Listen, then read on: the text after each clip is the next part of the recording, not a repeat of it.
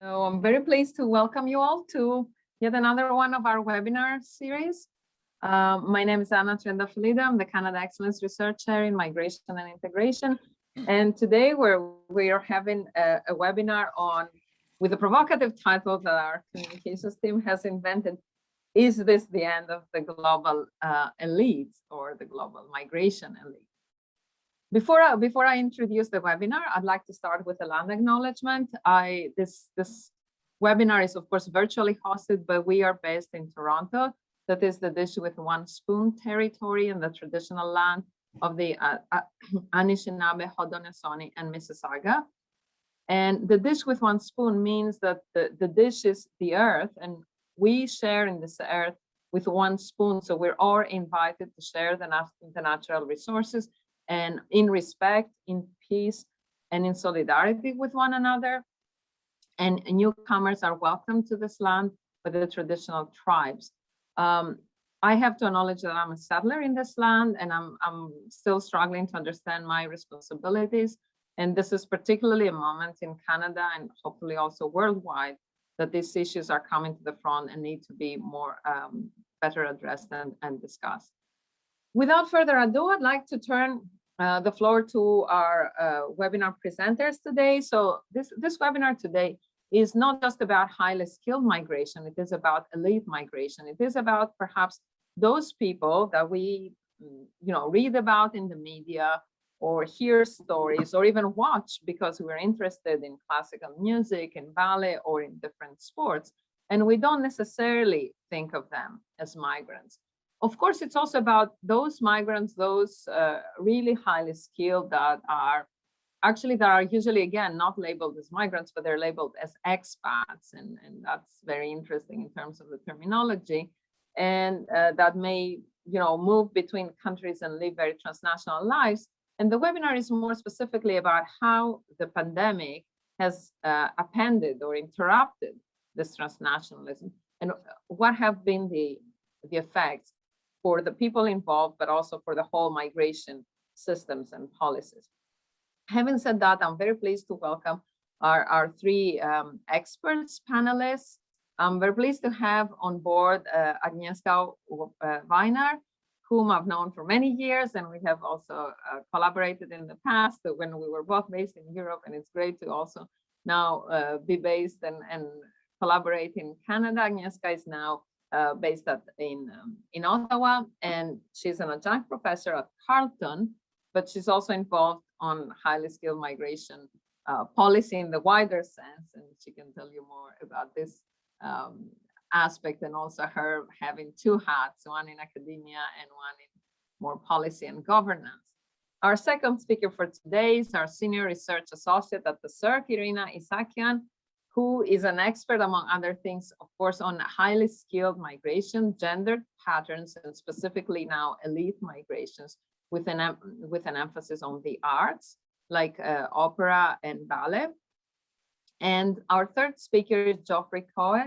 And Geoffrey is probably, will be the one that people will be more interested about, because he can tell you everything about the lives of these transnational athletes that join our hockey leagues, our basketball leagues, our soccer or football leagues.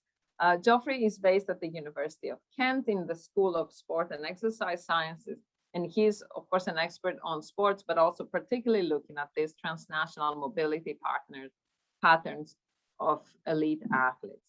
Without further ado, I'd like to give the floor to Agnieszka to tell us a little bit about privileged mobility and what this means at the time of COVID, how COVID has shaped this privileged mobility. Thank you, Anna, and thank you for having invited me here to share my few ideas and actually a lot of anecdotal evidence, because we all have lived through that. So I guess that everybody has a view already on how pandemic actually has shaped their individual mobility and the mobility in the society. So what I wanted to do, I wanted just to structure a little bit thinking about what it means, what does it mean in our times now to be mobile, and what the privilege of mobility really is about. So before the pandemic, it was pretty obvious, I would say. So we had pretty much aspirational view of mobility, and I'm talking here obviously about the everyday mobility, such as tourism. But when we talk about migration, the aspiration was really to become this internationally mobile person, worker, especially for the highly skilled migrants. So you can think here about the terms like the globally mobile professional. This is what Anna was actually referring to. But we also had this idea as the researchers, right? We are mobile, but look at us here, right? In Canada, we have lived in many countries in our lives, and we are internationally mobile. I'm not sure that we are the elite in the sense of this webinar, but we are mobile. So then, when the I would say the elements that would facilitate the migration and international mobility before the pandemics were obviously things like the right passport, right? So it was very much depending on the facility to get the right visa, right permit, lower risks. And then also, if you didn't have that possibility, the other option was, of course, the financial capital that you might have, right? And this is where we are talking of the global mobility of the super rich. But then the pandemic happened, and it actually changed our view on mobility. This is, of course, historically, this is not the first pandemic. But in the past, I would say, and I would argue that still mobility in the pandemics was still a privilege, because I don't know if you know the Cameron by Boccaccio, which was actually written with this view of this very rich Florentine elite escaping the pandemic in Florence, and they were able to pay themselves a stay in a villa, escaping the sickness, right? So again, the privilege of mobility was there related to your position and your capital. However, the COVID was a little bit different, because it opened the two ways in which we can think about the privilege. So one, for me, was very obviously the privilege of immobility. Because if you had the right capital or you had skills, you could actually choose to stay in place and not to move without losing on the labor market, which is very important, I would say. And when we think about it, we know that only 25% of Americans and slightly more Europeans could actually afford to work from home or from wherever they would like to be, which is in a way a privilege by itself. Then another idea that I had here is that there is another group of highly skilled migrants who maybe did not have the capital, but who could thanks to the virtual work, could access labor markets far away from where they were, and still work and still continue developing their careers. We have that, for example, in Canada, where suddenly people who would not earlier, who would not move from Newfoundland, Labrador, could work for companies in Toronto. Suddenly, earning proper income and spending it in a province that is much cheaper, right? But it could only work if you had the skills to share, to sell. I'm sorry. And the last part of this privilege that I would like to put forward is the more traditional privilege of mobility, where people could choose to move. And again, it was depending on the capital that you had or on your skills. So we would have the migration of super rich to places where they would escape the illness. Let's say we have that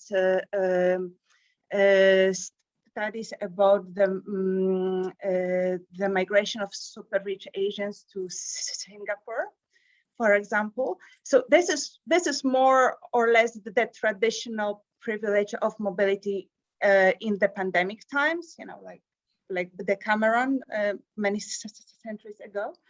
But then we also have this very new trend of people who maybe were the middling, highly skilled migrants who had to live in this super expensive urban centers to have access to jobs. And suddenly they decided that they could keep the job, but change their lifestyle. And this is where we have the phenomenon that I would call, there are two types of phenomena there. So we have the phenomena of people leaving these centers. They could go back to their countries of origin, where they maybe would spend less on taxes, and they would raise their standard of living while keeping the same job. Or they would just move to a totally different place. And by wrapping up, I wanted to mention here the Croatian initiative of the digital nomad visa, where you could actually live in the country working digitally for foreign companies. And so we can see that there is a change here, the tension between immobility and mobility, but it's still really limited to the group of people who have either the capital or the skills. And this is where I wanted to wrap up. Thank you. Thank you very much. Yeah, Agnieszka, you make a totally good point about both the privileged immobility and the privileged mobility that we have seen. And while we don't have proper data yet, we have very good insights. And I think that should be part of our conversation. So Irina, the floor is yours. Okay, thank you very much. Today I will speak a little bit about the world of transnational opera and how mobility affects opera in the pandemic times. And I would like actually to develop more the arguments, the wonderful arguments raised by Agnieszka about the privileges of both mobility and the mobility for niche, highly skilled migrants.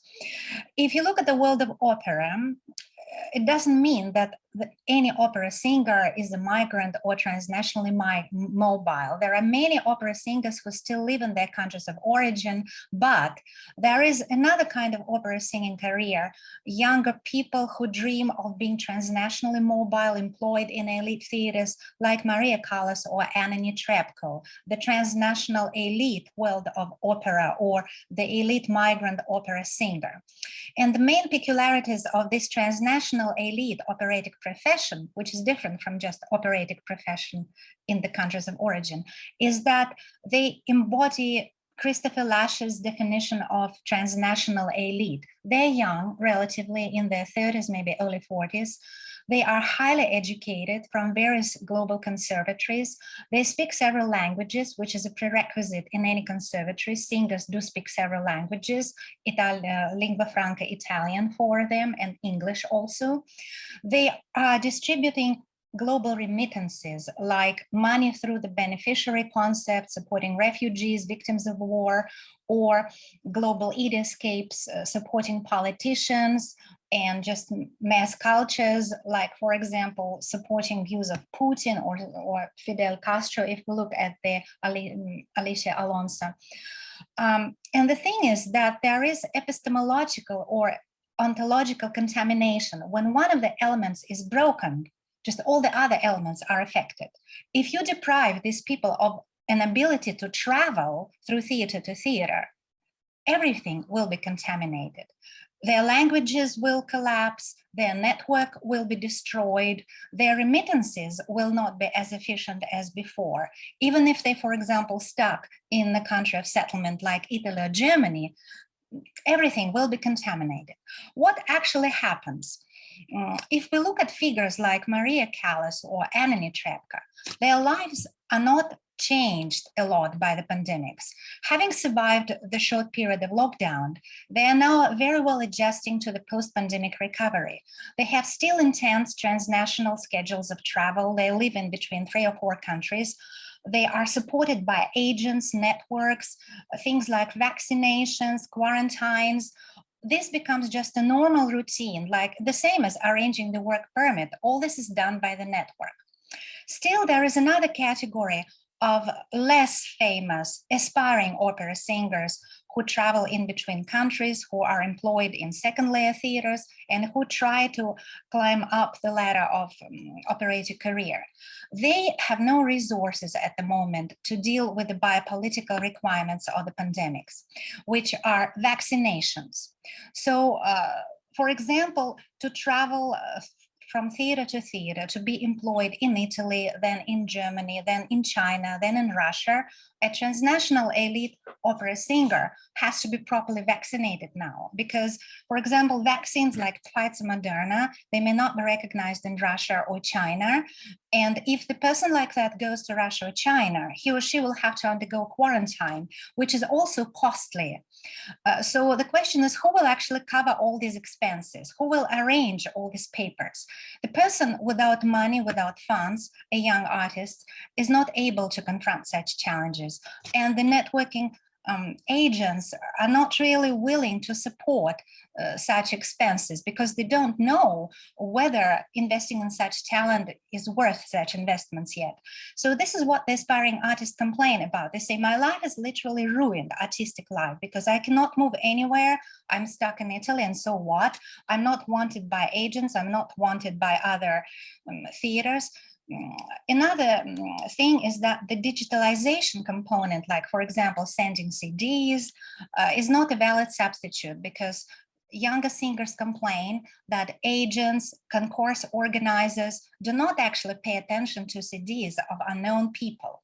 What happens here is that the biopolitics of the pandemic intensifies the politicization of COVID, and the elite migrant profession, as illuminated by opera, becomes very much proletarianized. So on the one hand, they experience the same kind of problems as any other migrants: where to be vaccinated, where to stay for the quarantine, how to survive the period of immobility. They don't have this privilege of being mobile, immune, or being immobile without the fear of having their careers destroyed. But on the other hand, apart from this proletarization, there is an extrapolar tendency of stratification within the elite migrant category. There are some migrants who are flourishing, becoming even more elite, unique, because they have no younger competitors, like for Netrebko, for example, because many aspiring migrants are out. While others, they simply turn into ordinary high-skill migrants, turning to ordinary high-skill occupations like teaching, running musical enterprises. So this is another look, this is another perspective to look at how pandemics affects the migration of opera singers. And probably the only conclusion we can make is that network now matches more than ever before. Yep, that one's done. Yes, thank you. I think it's very interesting what you say, Irina, in a way, how within this elite migration, we can have different types of elites, or maybe there's one part that is not so elite, and how actually what I see is that there is a capital that is created by the mere fact of mobility, and that is taken away during the pandemic. But I think we can have some very interesting insights also from the work of Geoffrey on athletes. Geoffrey, the floor is yours. Thank you very much, Anna. And I think I would like to thank my two colleagues, Agnieszka and Irina, for setting up kind of this part, the sport part, so well in terms of some really nice overlaps. And there was just a couple of things they mentioned during the talk, particularly around this privilege of mobility. And I think that's something we forget when we look at highly skilled migration in particular. But also there are the other comments I want to pick up on a little bit in what I say shortly about the unequitable spread of resources and capital across the migrant population, and particularly among highly skilled migrants. And we certainly see that replicated in the sports sphere.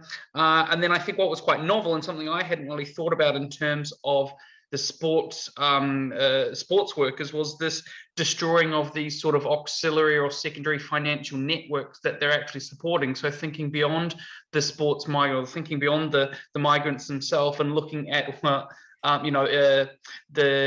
those other individuals and people and groups and communities that they support through their work. So I mean, there are immediate dovetails here with the in New Zealand, which is where I'm from originally, and the Australasian Circle, for example. It's very common, and in fact is accepted cultural practice for professional rugby league players, in particular rugby league, rugby union players, to send the vast majority of their income from playing professional sports back to the island communities.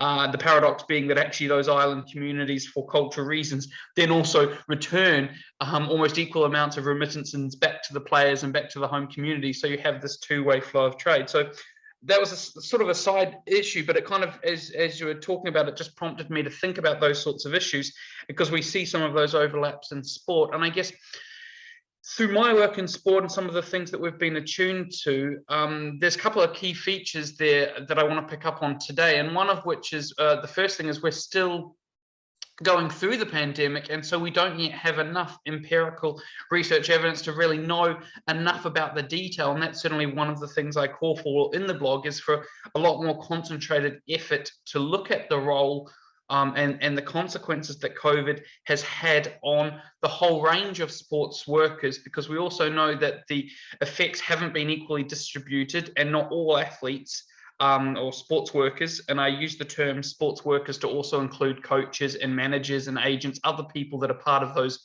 global mobility and global migration chains.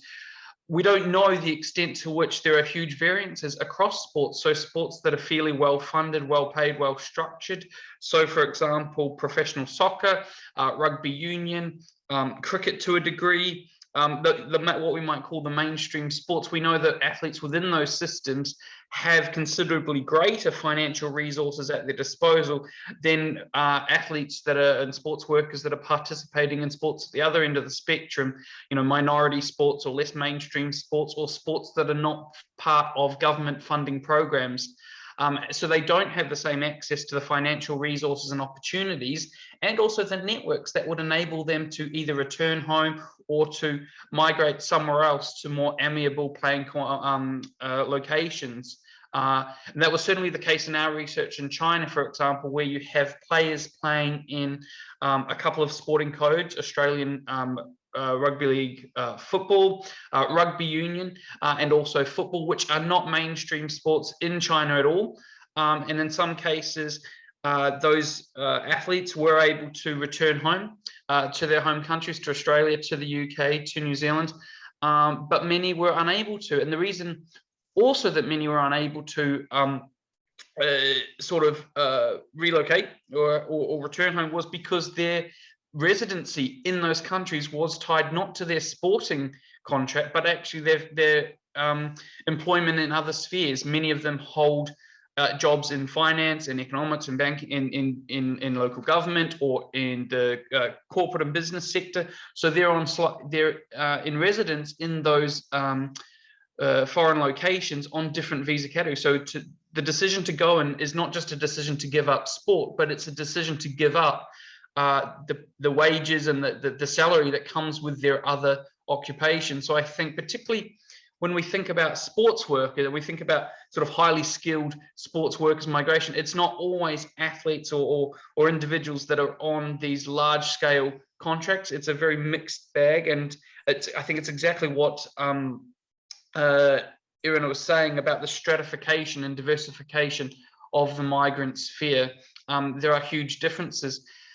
I think I just want to kind of pick up on the one last point, which is I think China was quite an interesting context for our research, because even before the pandemic hit, highly skilled migrants in the country were already subject to, extreme surveillance, very tight regulations in terms of government policies. There was huge regulation and policing of individual sort of private lives. And huge restrictions on sort of movements to and from host and donor countries. So already pre-pandemic, you're already dealing with a tough environment for migration.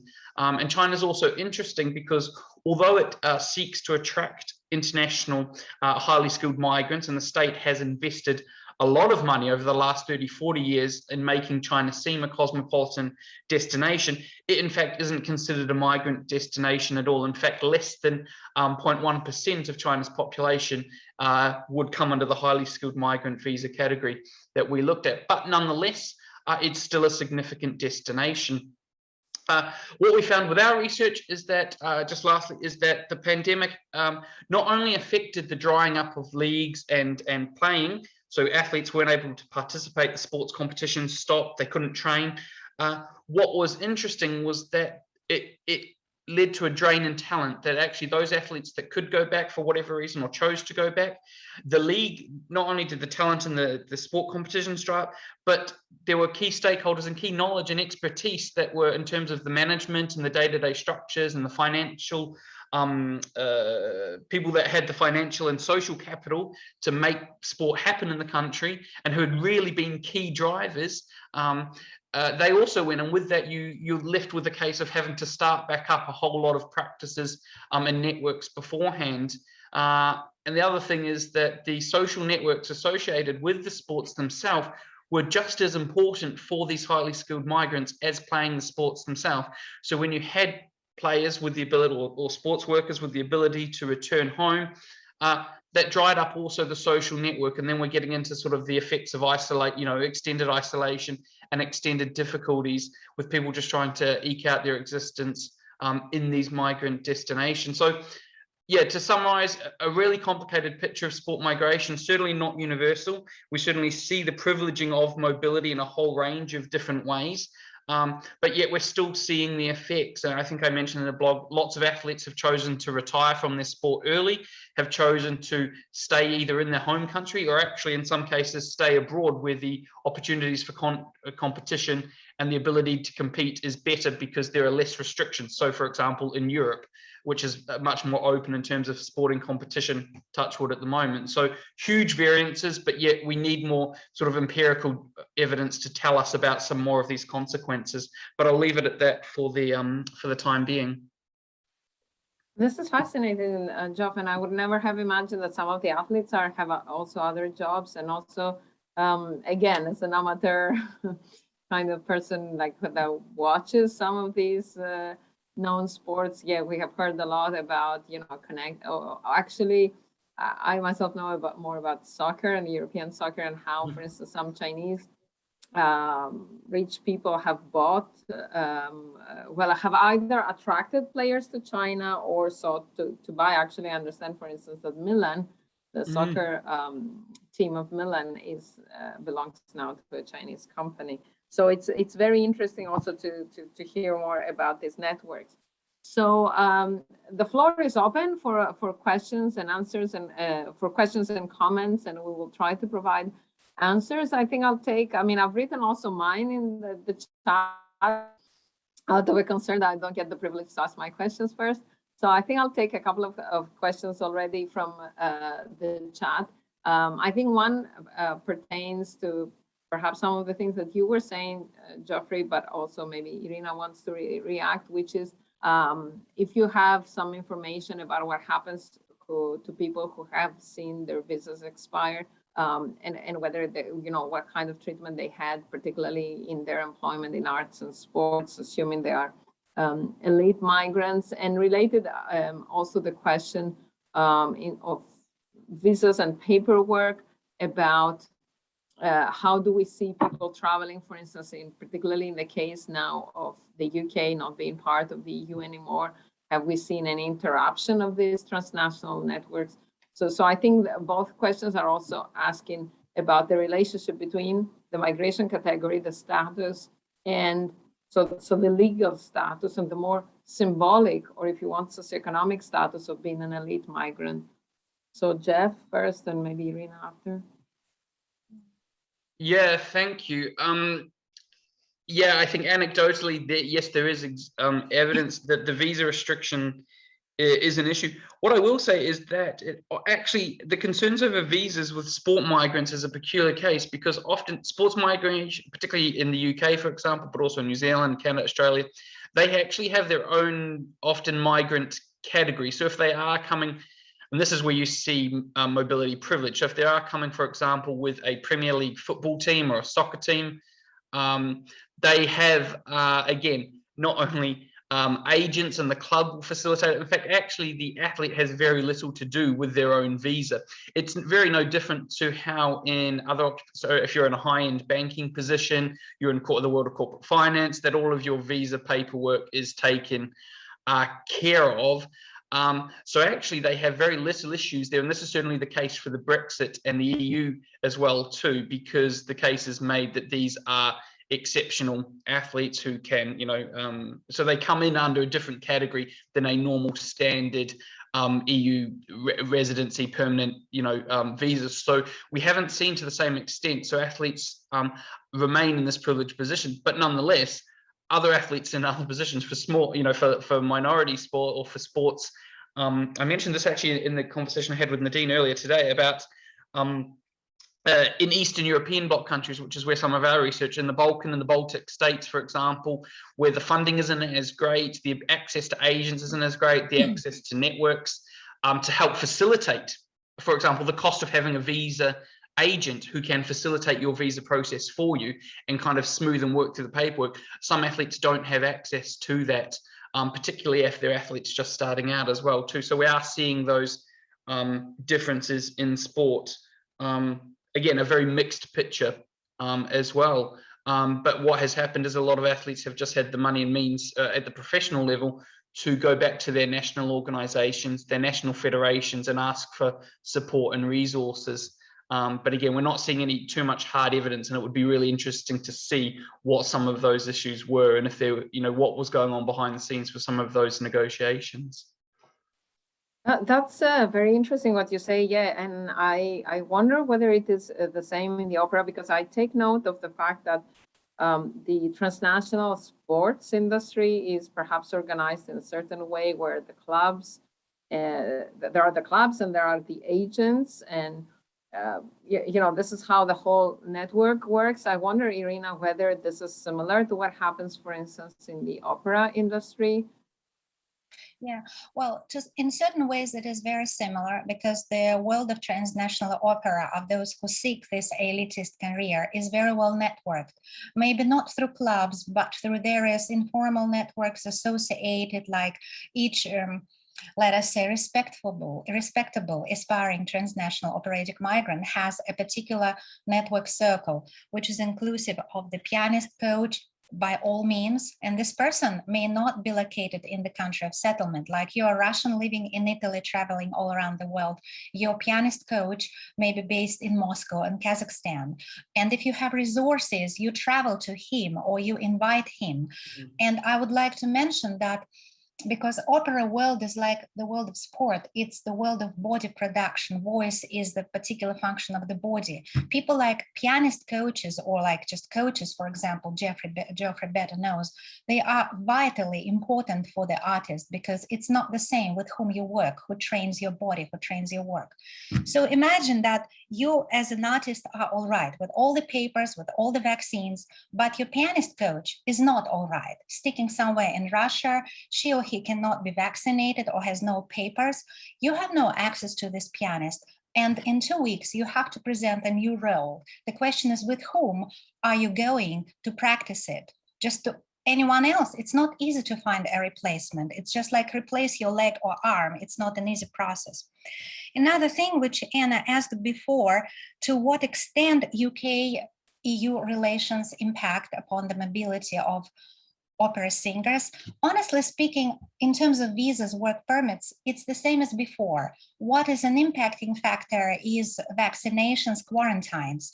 This is what has been creating a difficulty, because probably Robert, who asked this question, was thinking about opera singers easily moving between Covent Garden, London, Manchester, Paris, Florence. They can still do it now. Depends on two things: the vaccination congruency and the scheduling of the theaters. About vaccinations, for example, if you are, just one of the examples, if you are a Russian national who lives in Italy, your Russian vaccines may be recognized in a specific package if you have 2 Sputniks, 1 Pfizer. In the UK or any other country, they may not be recognized in this combination. It means that you have to be revaccinated. And another question which no one raises, but it does exist, and what about those opera singers who are allergic, who are exempt from vaccinations? They can get exemptions in Italy or Russia, and this exemption may not work in another country where they have prospective employment. Another barrier, like for example, one of the prospective theaters, employment in which has been pre-planned in the career schedule for the migrant, closes. Like for example, you have a schedule for the whole year, 3 months work in France, 3 months work in the UK, somewhere in Russia, and suddenly you figure out that the UK performance has been canceled, the theater is locked. This is what happened to Natasha Romani, a media case, a Scottish, a Welsh singer whose pivotal role of Madame Butterfly was cancelled. The whole schedule was ruined. So that was a disaster, because the money that people raise from such concerts or theaters, they cover the work of the whole network. People like Netrebko, they have a little money on hands. Most of the income covers the work of the whole network. The performance has been canceled, where you will get the money to have the whole network. So this is mostly an issue here. And honestly, the whole global mobility chain becomes affected by these vaccinations, closure, localized closure of theaters, because a year ago, every theater was closed. It was uniformly kind of standardized. Now, when something closes locally, the other theaters are open, the whole change of mobility is broken. And these actually divisions, as Anna said, within the fainting elite category, are very individual. They're very individual. Each case may be very individual. There may be a lot of examples and they need to be explored. Thank you very much. Yeah, we wouldn't. That is also a very good point. That likewise in sports, as Geoff was saying, and like you say, Irina, like some leagues may start earlier or maybe interrupted more, and likewise some theaters may be open and others may be closed, and that of course upsets the whole networks of mobility and of connecting people to jobs. Well, I have one more question on this respect, but I'd like to we have several questions in the chat for Agnieszka, as people are very much intrigued about this notion of privileged mobility and e-mobility. So yeah, we have, where is it? Yeah, so I think one very interesting question that we have is the one that concerns particularly ICT professionals. And, we know that probably connecting ICT professionals like from remote places to collaborate with companies that were located elsewhere was probably the most typical kind of digital nomadism that we knew before the pandemic. So I think the question is, do you see some kind of new developments in this field? Would you envisage something like digital nomads visa and this kind of privilege, the digital mobility? And I would add to that, because I know, Agnieszka, you have researched a lot highly skilled migration, whether you would see highly skilled migrants preferring this kind of digital mobility, or do you see you know, the importance of actual migration remaining high? Yeah, so I guess I'm the political scientist here now.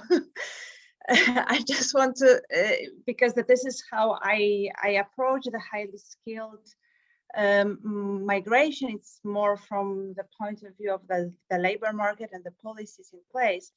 So first of all, Anna, I think you are absolutely right that before the pandemic, actually ICT, that was what we would think about when we were thinking about the digital nomad. After the pandemic, it's basically everybody who has access to internet and who can use the tools. So it is no longer ICT only, right? So when I was speaking about the digital nomad visa in Croatia, that actually has grown exponentially. I don't have the latest numbers, but we are talking about thousands of people who applied for it. They are not in ICT. They are in everything. They are in translation. They are in marketing. They are in arts in the sense of the digital arts, right? They are graphic designers. They work on movies. Like everybody who actually participates in what we call the gig economy, right?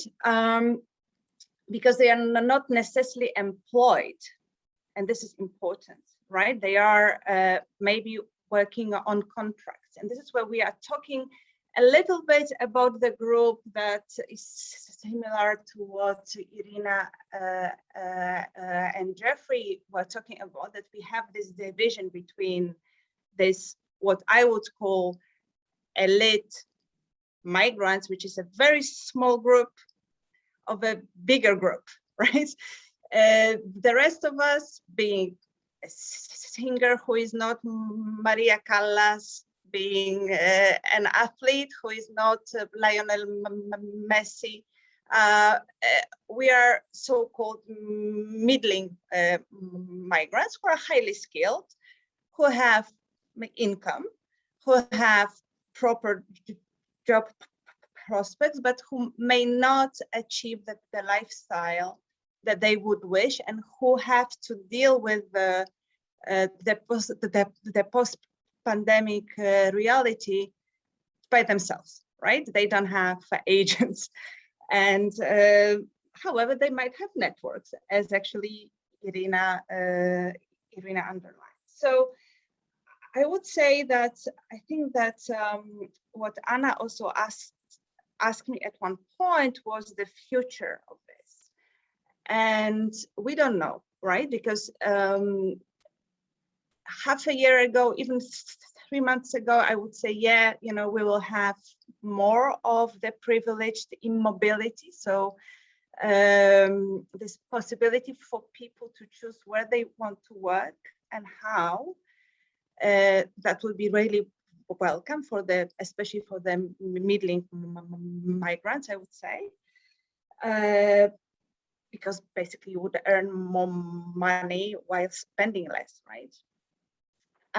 But now when we are listening to what is happening in the companies, that they are basically trying to go back to what was there before, I'm no longer sure. So we know that there is a division between the companies that are more creative, like someone mentioned the big Google, Facebook, and all this. that would allow this, but there are companies who would not. And this, of course, has a big impact on the policies, because on one hand, this is not very, I would say, beneficial for companies. If they could reach talent wherever the talent is, it's probably better, no? Instead of going through the immigration procedures that take years or months and are very cumbersome and have a high cost. So that would be, for me, a clear way forward for the companies, but we don't know what it will happen. And then, and if this is indeed the case, and we are able to reach out to highly skilled wherever they are, this would basically destroy all the highly skilled policies as we know them, right? That would impact again, and then what impact it would have on migration policies as such is still to be discussed. Sorry for my rambling. Thank you very much, Agnieszka. Yeah, I think you say a couple of very important things that we see, and of course, this is of course subject to some research that those of us who work on highly skilled migration might need to do about whether digital nomadism or kind of remote work from other places within the country or other countries is now branching out from ICT, from information technologies, to basically everything, A and B, whether this is part of a wider platformization of employment or gig economy employment, where people work on contracts on specific delivery of specific work rather than have a stable employment relationship, which actually this kind of, how can I say, piece by piece work is probably specific to opera singers, perhaps less so to athletes, who at least are hired for the season or for several seasons. I think the second, and there we get to the second point, which is about the stratification of elite migration. So what is in a name? What is an elite migration? And I think here, I think, Irina, we have also an important question from the chat on whether this stratification you think existed before the pandemic as well, and it's just becoming more visible, or whether it is something new with the pandemic. Yeah. And I also, just a second. Oh, sorry. And I have a third question that I think refers to all three of you, very interesting, as since many of us here are part of this, highly skilled migration as academics. So how has the pandemic affected, highly skilled migration among mobile academics? But perhaps first you start, Irina, with regard to the specific question of whether this stratification of elite migration existed before. Okay, I absolutely agree with Ashika that this phenomenon is not novel. And as Anna, you have said right now, it's part of the overall replatforming, rescaling. Like, this pandemic has not added anything new epistemologically. It has intensified, already shaping the division by a new instrument of this politicization. These divisions between highly successful, for example, opera singers or athletes, and arising, those who are middling between just normal high-skilled jobs and the elite jobs, trying networks, they did exist before, but now they have become even sharper, because this additional tool of vaccination, checking vaccinations, quarantining has been added to this overall rescaling. I want to give you one example. You all know the famous artist Paul Gauguin, who died from lepro, who was probably one of the iconic embodiments of the elite transnational migrant, because he was French and he was moving in between various continents, supported by his own funds to find himself, to find his niche, to find his agents. He was ill long before he was officially diagnosed and quarantined in Tahiti, and he knew that. But still, because the borders were not so smart, there was not much control. He was using alternative means of transportation, like traveling by ship. No one was checking. That was easy. Right now, this intellectualization of borders, more increased control, actually more restricts people like that. If Paul Gauguin would be living now, he would not be able to travel so much. He would be probably diagnosed at the very onset of his illness. What is going on now? There is no actual space for individual artists whose papers with vaccinations or exemptions are not okay, let us say so. Life for them becomes harder. It's the same old problem, but it's more quantitatively intensified. So let us say, you remember famous proverb, the king is dead, viva la queen. Is this the end of the global elite? Yes, but we have another elite, the small segment which is rising and which is unshakable, where other segments are very, very fragile. And also, I think, Anna, you asked me about remittances, right? Yeah, how remittances are affected by this disruption of mobility. Well, the majority of artists participate in international beneficial concepts, which give money to the refugee funds, to the victims of war, victims of local military conflicts, or even funds to support disability or elderly people in a hometown. So now when these performances have been canceled, there is no money to generate as remittances. And of course, the social remittances of transmitting the powerful, emancipated image of the elite opera singer who can earn, who can flourish, is being destroyed, because people who live back home, they see this elite migrant actually going down, running a restaurant, and they become extremely disillusioned. So this is where migration actually contaminates everything. And responding to Craig's very interesting question, the world of academics has also been stratified even before the global financial crisis, because there are several markets in the academic world, as in the early days Russell King and Claire Smethurham wrote.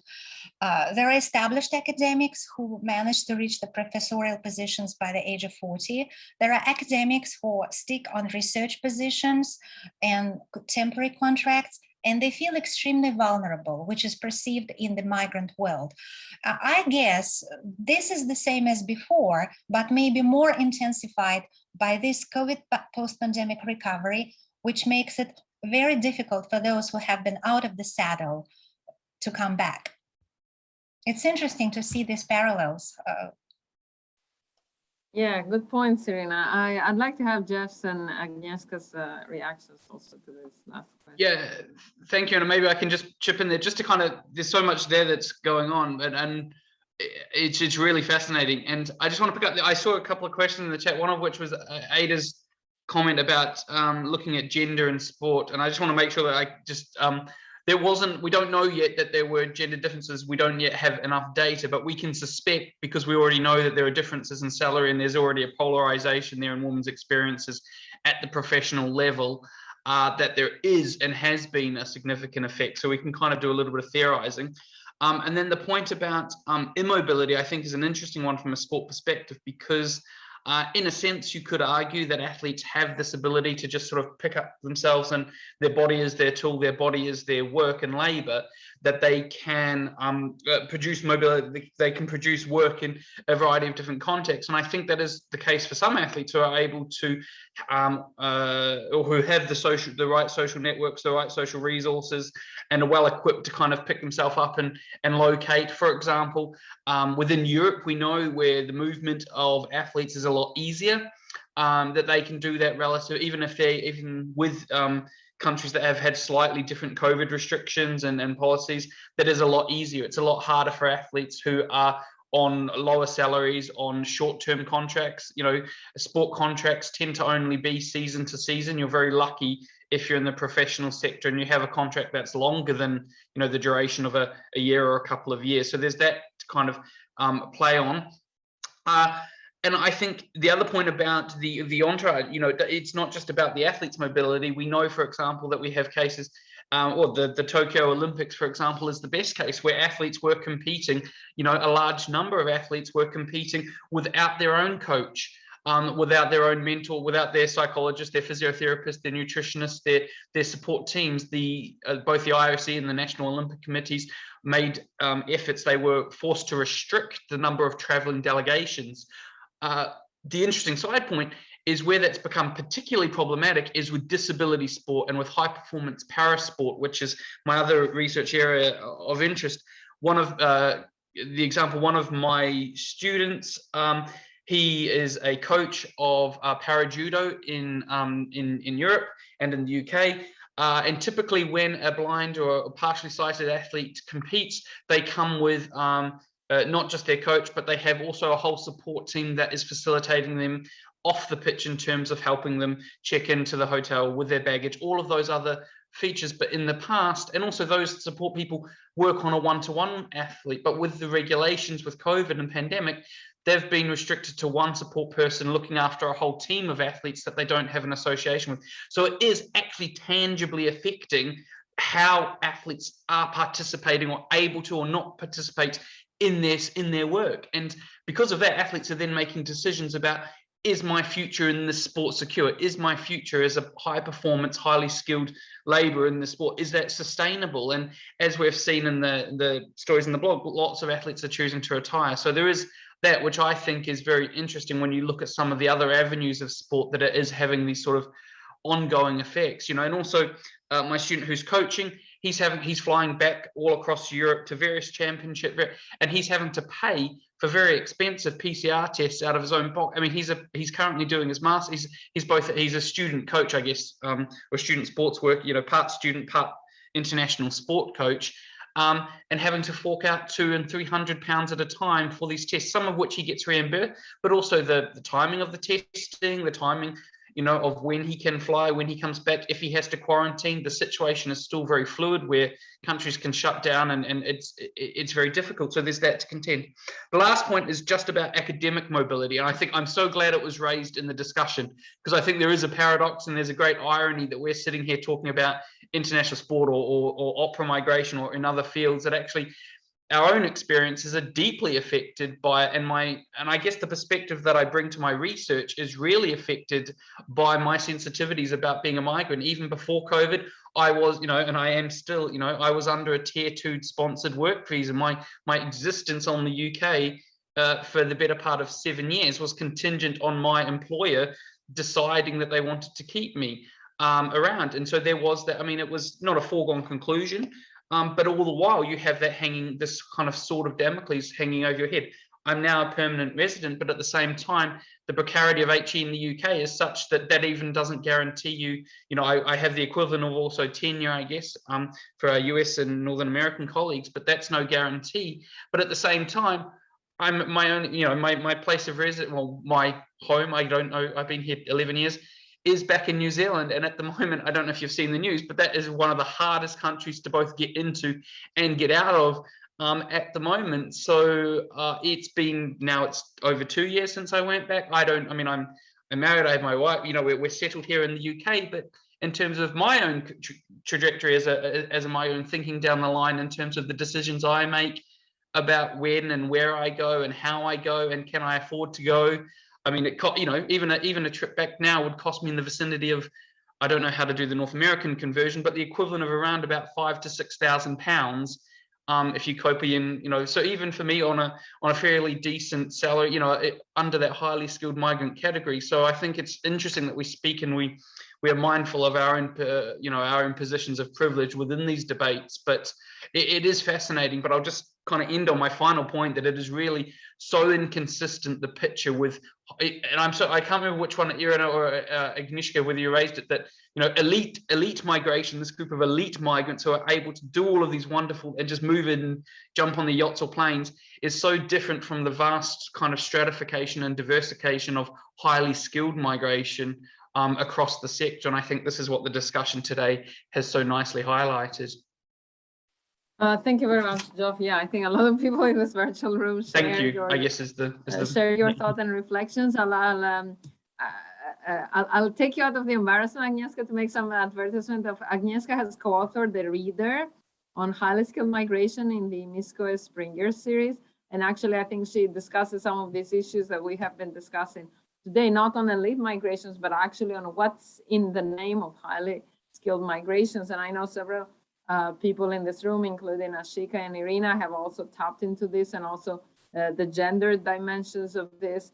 And I see a comment in the chat that kind of takes us a little bit sideways. That's why I have to tell you, I think it's Maria, why I haven't taken it, because it brings us back to the highly skilled migrations and including international students and how these are also stratified. But today we wanted to focus more on these global elites. And I think, Irina, what you said about also the academics being stratified, like the mobile academics being also very much stratified, elite migration is a very good point. I think I'll give you the floor, Agnieszka, for a final comment before closing, because we're coming to 1 o'clock here in Toronto. Yeah, exactly. So no, it just very shortly to sum up and maybe to make my point once again, that was the point that we made already in the reader, but I think that the pandemics actually showed it again, that really highly skilled migration is so diversified that we should be very careful when we talk about privilege there.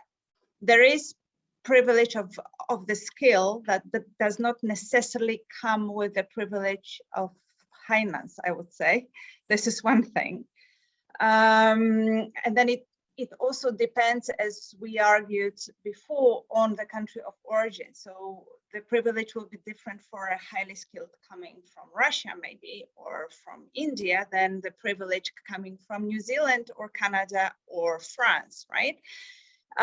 So it's really complex, and this is why I really don't like to talk about highly skilled as privileged class on its own, because it's not true. And my own experience being highly skilled and nearly deported from Canada, I'm just a migrant. I'm just a migrant like everybody else, really. It is just that I happen to work a white collar job. This is what it is, right? So yeah, but thank you.